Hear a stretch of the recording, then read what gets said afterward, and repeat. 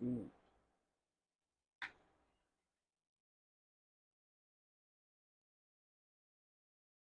दोस्तों, स्वागत है आप सभी के अपने YouTube channel Shri Radhe Krishna academy में। आप देख रहे हैं प्रैक्टिस सेट के इस तीसरे वीडियो को, जिससे आपको पिछले दो वीडियो से समझ में आ गया ही होगा कि हमारे क्वेश्चन का जो सिलेक्शन है कितना बेहतर है, जो कि हमेशा पिछले वर्ष के प्रश्न पत्र पर ही आधारित होता है। चाहे वो बीपीएससी हो, चाहे बिहार एसएससी हो, चाहे बिहार एसआई हो, चाहे बिहार पुलिस हो, चाहे एसएससी का कोई भी एग्ज़ाम। तो उसके प्रीवियस ईयर को देखते हुए जीके का जो हम 25 क्वेश्चन सेट करते हैं वो बहुत ही बेहतरीन कंटेंट रहता है। तो कृपया करके निरंतर बने रहें और सब्सक्राइब करें चैनल को और दोस्तों को भी शेयर करें, और कंटेंट पसंद हो तो हमारे वीडियो को लाइक करें और अपना सुझाव कमेंट बॉक्स में दें। और इस सीरीज के साथ साथ हम कुछ प्रश्न भी आपसे पूछ रहे हैं, जिनका उत्तर अगर आप कमेंट बॉक्स में देते हैं तो आपका ज्ञान और चरम सीमा पे होगा और आप परीक्षा में बेहतर से बेहतर करके आएंगे। चलते हैं पहले प्रश्न की ओर। चोल का एक तमिल राजवंश है जिसका राजकीय चिन्ह क्या है? तो ऑप्शन ए है बाघ, ऑप्शन बी है धनुष, और ऑप्शन सी है मछली, और ऑप्शन डी है नाव। तो इसका राइट आंसर होगा बाघ। चोल की राजकीय चिन्ह, जैसे अभी बिहार का राजकीय चिन्ह है, भारत का राजकीय चिन्ह है, ऐसे ही चोल का राजकीय चिन्ह बाघ था। अगला प्रश्न है, भारत में मुस्लिम शासन को किसने आरंभ किया, यानी मुस्लिम का पहला शासन किसने शुरू किया था? कुतुबुद्दीन ऐबक, या इल्तुतमिश, या आराम शाह, या मोहम्मद गौरी। तो इसका राइट आंसर होगा मोहम्मद गौरी। मोहम्मद गौरी ने पहली बार भारत पर आक्रमण किया मुस्लिमों में, जिन्होंने भारत में अपना शासन स्थापित किया। अगला प्रश्न है, गांधी के नाम के पहले महात्मा जोड़ा गया, यानी गांधी के नाम के पहले महात्मा जोड़ा गया, वो किस कारण जोड़ा गया? कोई ना कोई वजह रही होंगी, तो तो हम बताएंगे विस्तार से। ऑप्शन ए है चंपारण सत्याग्रह के दौरान 1919 के, यहाँ पे छूटा हुआ है 1919 के जालियांवाला बाग हत्याकांड के दौरान, रॉलेट एक्ट के दौरान, या खिलाफत आंदोलन के दौरान। तो चंपारण सत्याग्रह इसका राइट आंसर होगा। चंपारण सत्याग्रह में उन्होंने सबसे पहली बार बिना कुछ किए उन्होंने अब अंग्रेजों से अपनी बात मनवा ली और किसानों के हित में नीलहे विद्रोह हुए थे वहाँ पे, तो तिनकठिया प्रणाली उसको समाप्त भी करवाया, और इसीलिए उनके नाम के पहले यहाँ महात्मा जोड़ा गया, क्योंकि बिना कुछ हिंसा किए, केवल अहिंसा के मार्ग पर चलते हुए उन्होंने अंग्रेजों से अपनी बात मनवा ली। इस कारण उन्हें महात्मा कहा गया। अगला प्रश्न है, एलोरा की गुफा का संबंध किस धर्म से है? ऑप्शन ए है बौद्ध धर्म, ऑप्शन बी है हिंदू धर्म, ऑप्शन सी है जैन धर्म, और ऑप्शन डी है इनमें से सभी धर्म। तो एलोरा की जो गुफा है औरंगाबाद महाराष्ट्र में, वो हिंदू, जैन और बौद्ध तीनों धर्मों से संबंधित है। अगला प्रश्न है, चंद्रगुप्त की बंगाल पर विजय किस अभिलेख से संबंधित है? ऑप्शन ए है अहनानूर, ऑप्शन बी है पुरनानूर, ऑप्शन सी है महास्थान, और ऑप्शन डी है कोई नहीं। यानी जब चंद्रगुप्त ने बंगाल पर विजय किया तो वहां उन्होंने एक अभिलेख लगवाया, वो किस स्थान पर है? तो वो है महास्थान पर। एक और बात जो कि प्राचीन में है, कि सबसे पहला शासक भारत का जिन्होंने दक्षिण भारत पर विजय प्राप्त किया वो चंद्रगुप्त मौर्य थे, और इनके बाद इनका पौत्र अशोक। यही दो शासक थे जो कि प्राचीन समय में पूरे दक्षिण भारत पर जीते थे। अगला प्रश्न है, सारनाथ के धामे स्तूप का निर्माण किस काल में हुआ है? यहाँ ये छूटा हुआ है काल, यहाँ पे किस काल में हुआ धामे स्तूप का निर्माण? ऑप्शन ए है मौर्य, ऑप्शन बी है शुंग, ऑप्शन सी है गुप्त, और ऑप्शन डी है कुषाण। तो सारनाथ के धामे स्तूप का निर्माण मौर्य काल में हुआ था। अगला प्रश्न है, किस भारतीय भाषा को इटालियन ऑफ द ईस्ट कहा जाता है? ये प्रश्न और बहुत ही जितने भी एग्जाम हुए हैं लगभग कभी ना कभी किसी प्रश्न पत्र में सेट में आ ही गया है। तो इसको ध्यान देंगे। Italian of the east, option A है तमिल, ऑप्शन बी है मैथिली, ऑप्शन सी है तेलुगु और ऑप्शन डी है बांग्ला। तो इसका राइट आंसर होगा तेलुगु। तेलुगु को इटालियन ऑफ द ईस्ट कहा जाता है। अगला प्रश्न है, टाइलर पुरस्कार किस क्षेत्र में दिया जाता है? ऑप्शन ए है साहित्य, ऑप्शन बी है खेल, ऑप्शन सी है पर्यावरण और ऑप्शन डी है शांति।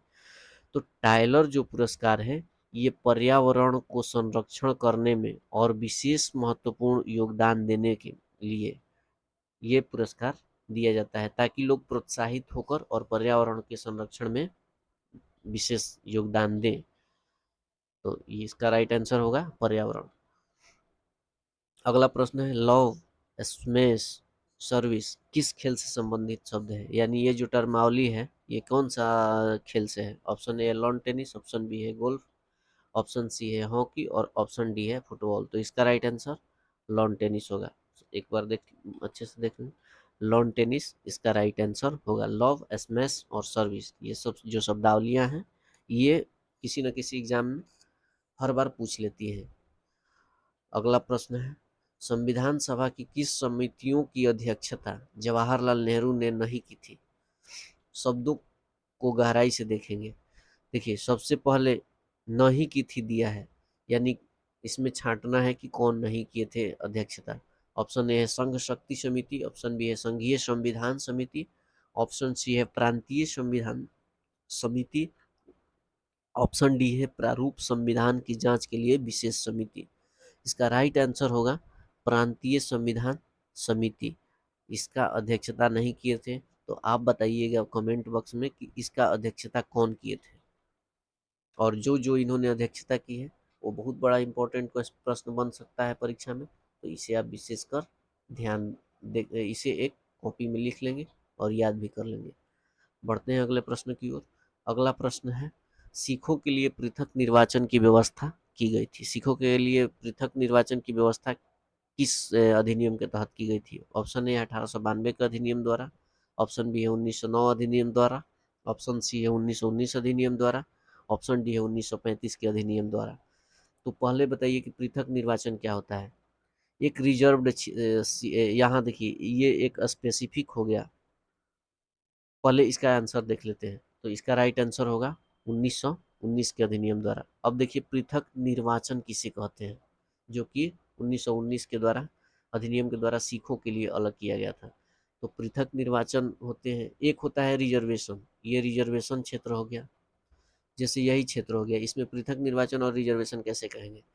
तो देखिए पृथक निर्वाचन में क्या होता था कि यहाँ अगर मान लीजिए कि सिखों के लिए पृथक निर्वाचन है, तो इसमें सिख खड़ा होंगे, सिख समुदाय के कोई भी व्यक्ति एमपी एमएलए के लिए खड़ा होंगे और ये चुनाव लड़ेंगे, और वोट भी केवल वही देंगे जो केवल सिख है। बाकी अन्य धर्म का के लोग, अन्य समुदाय के लोग इन्हें वोट नहीं करेंगे।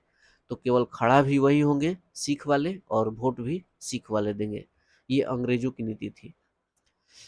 इसी सबसे पहले उन्होंने मुस्लिमों को दिया था कि ये क्षेत्र मुस्लिमों के लिए है और इसमें मुस्लिम ही खड़ा होंगे और मुस्लिम ही वोट करेंगे। तो ये पृथक निर्वाचन हो गया। अब देखिए अभी तो फिलहाल में पृथक निर्वाचन की व्यवस्था नहीं है, अभी है रिजर्वेशन, आरक्षित क्षेत्र।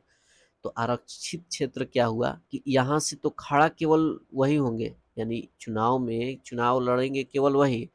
मान लीजिए कि ये मुस्लिम निर्वाचन क्षेत्र हो गया, रिजर्वेशन क्षेत्र, तो यहाँ केवल मुस्लिम ही खड़ा होंगे। या फिर एससी एसटी निर्वाचन क्षेत्र, यहाँ एससी एसटी ही खड़ा होंगे। केवल मुस्लिमों के लिए आरक्षित सीट नहीं है अभी, एससी और एसटी ऐसे करके है, धर्म के अनुसार पे सीट नहीं है, तो यहाँ पे खड़ा होंगे। तो लेकिन वोट सबको करेंगे ताकि लगे कि हमने भी इनको वोट किया है, अन्य धर्म के लोगों को भी लगे कि हमने वोट किया है, ये हमारा प्रतिनिधित्व करता है। तो इससे समाज में भावनाएं बनी रहती हैं और इससे समाज में भावनाएं बिगड़ती हैं। इसी दोनों को लेके जो बी आर अम्बेडकर, भीमराव अम्बेडकर थे संविधान निर्मात्री, इनके बीच और इनके बीच 1932 में टकरार हो गया था। तो इसी समय पूना पैक्ट जो है, पूना पैक्ट के माध्यम से विवाद को सुलझा दिया गया। एक सबसे बड़ा अहम प्रश्न है कि पूना पैक्ट पर कौन कौन साइन किया था? तो पूना समझौता हुआ था महात्मा गांधी और बी आर अम्बेडकर के बीच में, लेकिन साइन अम्बेडकर ने किया था और मदन मोहन मालवीय जो मीडिएटर थे ये। तो बी.आर. अम्बेडकर और मदन मोहन मालवीय के बीच दोनों ने उस पूरा समझौता पे साइन किया था, और मीडिएटर थे जो मदन मोहन मालवीय। तो इसी तरह के पार्टिकुलर वीडियो के लिए, पार्टिकुलर सब्जेक्ट के लिए अलग अलग वीडियो लेकर आएंगे। पहले आपका सहयोग आवश्यक है, तो हम लेके आएंगे पॉलिटी और ज्योग्राफी और हिस्ट्री, बेहतरीन से बेहतरीन कंटेंट। इसके लिए आप निश्चिंत रहें, बस आपका सहयोग अभी आवश्यक है। तो आपके लिए एक प्रश्न है कि मुस्लिमों के लिए सबसे पहले पृथक निर्वाचन की व्यवस्था कब की गई? ये आपको कमेंट बॉक्स में बताना है। अगला प्रश्न है, हाँ, जितना भी आप कंटेंट, जितना भी वो प्रश्न का उत्तर बताने के लिए एक्टिव रहेंगे, उतना ही आपकी नॉलेज जो लेवल है वो बढ़ेगी, और एग्जाम के लिए आप बेहतर माने जाएंगे। नहीं तो बाकी जनगणना वाला सब है, उससे कोई परेशानी है नहीं। तो आप निरंतर बने रहिए। पंचायती राज से संबंधित समिति कौन सी नहीं है? कौन सी समिति है जो पंचायती राज से संबंधित नहीं है? एल.एम. सिंघवी समिति, थुंगन समिति, बलवंत राय मेहता समिति और दिनेश गोस्वामी समिति। एक दिन हम जो समितियां हैं ये बहुत पीछे जा रही हैं, तो समिति से लेकर एक पार्टिकुलर वीडियो जरूर लेके आएंगे जिसमें आपका पूरा समितियां क्लियर हो जाएंगी। तो इसका राइट आंसर होगा दिनेश गोस्वामी समिति। अगला प्रश्न है, ग्रैंड कैनियन घाटी किस नदी से निर्मित होती है? तो ऑप्शन ए है मिसिसिपी, ऑप्शन बी है कोलोराडो, ऑप्शन सी है कोलंबिया और ऑप्शन डी है नील। तो इसका राइट आंसर है कोलोराडो नदी। कोलोराडो नदी, अब आपके लिए एक और प्रश्न है, कोलोराडो नदी कहाँ प्रवाहित होती है, कौन सी देश में? और ग्रैंड कैनियन घाटी की कहाँ बनता है? ये आप जरूर बताइएगा कमेंट बॉक्स में। अगला प्रश्न है, निम्न में से कौन स्थलरुद्ध देश है? स्थलरुद्ध देश कौन कौन है? ऑप्शन ए है उरुग्वे, ऑप्शन बी है पराग्वे, ऑप्शन सी है वेनेजुएला, ऑप्शन डी है कोलंबिया। और इसका राइट आंसर पराग्वे। देखिए, स्थलरुद्ध देश कहते किसे हैं? वैसा देश जिसका सीमा किसी भी समुद्र से नहीं लगता हो, यानी वाटर बॉडी से नहीं लगता हो, तो ये पराग्वे स्थलरुद्ध देश है। स्थलरुद्ध देश होते हैं, एक बफर देश होते हैं। बफर देश वो होता है जो दो देशों के बीच में, जैसे देखिए एक देश हो गया और एक देश ये हो गया, इसके इन दोनों के बीच में ये अगर एक देश हो गया तो ये बफर कंट्री कहलाएगा। ये देखिए, सॉरी मिट गया, ये जो देश कहलाएगा, ये वाला देश ये बफर कंट्री कहलाएगा। और इन दोनों की बॉर्डर यहाँ तक है, और इन दोनों के, तो यानी दो देशों के बीच में जो तीसरा देश होता है, या बफर स्टेट भी होता है, जो दो राज्यों के बीच में एक ऐसे ही होता है कि जो दो राज्यों के बीच में है वो बफर स्टेट हो जाएगा, और कंट्री के बीच में है तो बफर कंट्री हो जाएगी। अगला प्रश्न है, पंचेत बांध निर्मित है किस नदी पे? ऑप्शन ए है दामोदर नदी, ऑप्शन बी है बराकर नदी, ऑप्शन सी है सोन नदी और ऑप्शन डी है रावी नदी। तो इसका राइट आंसर होगा दामोदर नदी। अगला प्रश्न है, सुनहरी क्रांति संबंधित है, ऑप्शन ए है खाद्य, ऑप्शन बी है दूध, ऑप्शन सी है उद्यान और ऑप्शन डी है आलू। तो सुनहरी क्रांति उद्यान से संबंधित है। अब देखिए, खाद्य के लिए हरित क्रांति है, और दूध के लिए सफेद क्रांति। आपको बताना है कि आलू के लिए कौन सी क्रांति शुरू हुई थी, ऑप्शन कमेंट बॉक्स में। अगला प्रश्न है, ऊर्जा का पिरामिड होता है, ऑप्शन ए हमेशा सीधा, ऑप्शन बी हमेशा उल्टा, तिरछा, कोई नहीं। तो इसका राइट आंसर है हमेशा सीधा। एक बार इसे देख लेंगे, जब तक तैयारी करेंगे तब तक नहीं भूलेंगे, ये मेरा वादा है। देखिए, ये पिरामिड होता है ऊर्जा का, इसमें सबसे ऊपर रहते हैं उत्पादक, उत्पादक यानी पेड़ पौधा प्लांट, और इसके बाद प्राइमरी कंज्यूमर यानी प्राथमिक उपभोक्ता जो कि शुद्ध शाकाहारी, जैसे हिरण हो गए। ऑप्शन उसके नीचे द्वितीयक होते हैं, उसके नीचे तृतीयक होता है, जो कि मांसाहारी सर्वाहारी के बाद ये सब नीचे होते हैं। और ऊर्जा का ट्रांस ऊर्जा जैसे होता है 10% पौधों का, 10% जो कि शाकाहारी में होता है, उसके नीचे मांसाहारी, उसके नीचे ये। तो इस प्रकार ऊर्जा का नीचे आता है 10-10%। सबसे नीचे ये होता है। विद्युत चुम्बकीय तरंग है, इसका ऑप्शन है अनुदैर्ध्य तरंग, अनुप्रस्थ तरंग, प्रत्यास्थ तरंग या कोई नहीं। इसका राइट आंसर है अनुप्रस्थ तरंग। विद्युत चुम्बकीय तरंग अनुप्रस्थ तरंग है। अगला प्रश्न है पारिस्थितिकी शब्द किसने दिया था? ऑप्शन ए है टंसले, ऑप्शन बी है हैकेल, ऑप्शन सी है एडवर्ड स्वेस, ऑप्शन डी है लिंडेमान। मान छूट गया है यहाँ पे, इससे ज़्यादा ये नहीं लेंगे। तो इसका राइट आंसर है हैकेल। हैकेल ने परिस्थितिकी शब्द दिया था। ये बहुत ही इम्पोर्टेंट क्वेश्चन है। अगला प्रश्न है जलवायु परिवर्तन का क्या कारण है? ऑप्शन ए है green house gas, option B है ओजोन परत क्षरण, ऑप्शन सी है प्रदूषण और ऑप्शन डी है सभी। तो इसका राइट आंसर होगा सभी, क्योंकि ग्रीन हाउस गैस से भी जलवायु में परिवर्तन होती है। इसको कभी विस्तार से लेकर समझाएंगे, अभी थोड़ा सा शॉर्ट में समझा देते हैं। ग्रीन हाउस गैस से क्या होता है कि कार्बन डाइऑक्साइड निकलता है, जो कि पृथ्वी के वायुमंडल में ये क्या करता है कि सूर्य से आने वाली लघु तरंगों को आने देता है, लेकिन जो दीर्घ तरंगें होती हैं उन्हें बाहर नहीं जाने देता है।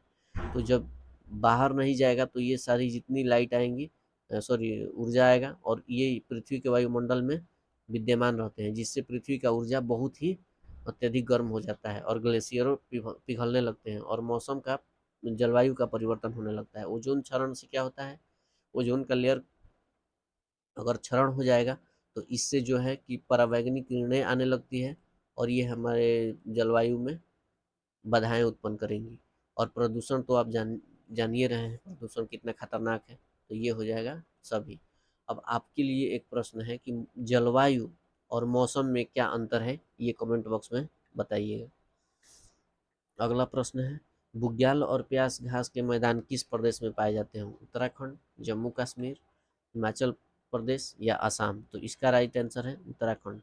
जैसे देखिए ये हो गया, ये एक पहाड़ हो गया और फिर ये एक पहाड़ हो गया, तो यहाँ का जो क्षेत्र है घाटी कहलाता है। तो ये घाटी, तो यहाँ पे एक कुछ समतल मैदान होते हैं, इसमें घास के मैदान पाए जाते हैं, तो वो है उत्तराखंड में पाया जाता है, जिसे बुग्याल और प्यास कहते हैं। मुद्रास्फीति और बेरोजगारी के संबंध को दर्शाता है लॉरेंज वक्र, लॉफर वक्र और कुजेस्ट वक्र या फिलिप्स वक्र। तो इसका राइट आंसर फिलिप्स वक्र होगा। अगला प्रश्न है वेद त्रयी किसे कहा जाता है? ऑप्शन ए है ऋग्वेद, ऑप्शन बी है सामवेद, ऑप्शन सी है यजुर्वेद और ऑप्शन डी है तीनों। तो इस तीनों वेद को वेद त्रयी कहते हैं, ऋग्वेद, सामवेद और यजुर्वेद। और चौथा वेद कौन सा है? अथर्ववेद, जो कि कर्मकांड के लिए प्रसिद्ध है। अगला प्रश्न है हिंदू पेट्रियट के संपादक कौन थे? ऑप्शन ए है दीनबंधु मित्र, हरिश्चंद्र मुखर्जी, दिगंबर विश्वास, हेमचंद्रकार। तो हिंदू पेट्रियट के संपादक थे हरिश्चंद्र मुखर्जी। आज का अंतिम प्रश्न घेरे की नीति है, यहाँ पे है सॉरी घेरे की नीति घेरे की नीति या सुरक्षा प्रकोष्ठ की नीति के जनक थे Lord Clive, Lord Wellesley, Warren Hastings या विंसीटार्ट। तो इसका राइट आंसर होगा वारन हेस्टिंग। लॉर्ड क्लाइव जो कि बंगाल का प्रथम गवर्नर के रूप में था, और ये पलासी के युद्ध में जो कि सिराजुद्दौला के साथ हुआ था वो अगेंस्ट में था। और ऑप्शन और ये यही जो था बक्सर के युद्ध में जो कि इलाहाबाद संधि हुआ था, तो इलाहाबाद संधि पर साइन यही किया था। और ऑप्शन बी है लॉर्ड वेलेजली, तो ये सहायक संधि इसका प्रमुख कार्यक्रम था, जो कि जबरदस्ती सहायक संधि द्वारा सुरक्षा का हवाला देकर और सहायक संधि करवाकर और उस राज्य पे कब्जा कर लेता था। वारन हेस्टिंग का तो आप घेरे और सुरक्षा प्रकोष्ठ की नीति जान ही गए हैं। और वेंसीटाट जो कि था, बहुत इंपॉर्टेंट क्वेश्चन, कि बक्सर के युद्ध में बंगाल का गवर्नर कौन था? तो ये वेंसीटाट था। और एक आपके लिए प्रश्न है कि बक्सर के युद्ध के बाद जो इलाहाबाद की संधि हुई 12 अगस्त और 16 अगस्त, दो संधि हुई थी 1765 में। तो 12 अगस्त और 16 अगस्त, तो 12 अगस्त पे जो साइन किया था वो कौन कौन था? आपको इसको कमेंट बॉक्स में बताना है। और 16 अगस्त पे जो साइन किया था संधि पे, तो वो कौन कौन था? आज के लिए बस इतना ही, फिर मिलते हैं अगले वीडियो में। तो निरंतर हमारे साथ जुड़े रहें तो चैनल को सब्सक्राइब कर लें, बेल आइकन को ऑन कर लें, ताकि जब भी हम नया अपडेट लेके आएँ तो सबसे पहले आपको पता चले। और हाँ, अपने दोस्तों के पास शेयर भी करें। और कंटेंट हमारे पसंद आ रहे हैं, मेहनत अच्छी लग रही है, तो थोड़ा सा आप मेहनत करके इसे वीडियो को लाइक कर दें और अपना सुझाव कमेंट बॉक्स में दें। आज के लिए बस इतना ही। आपका समय शुभ हो।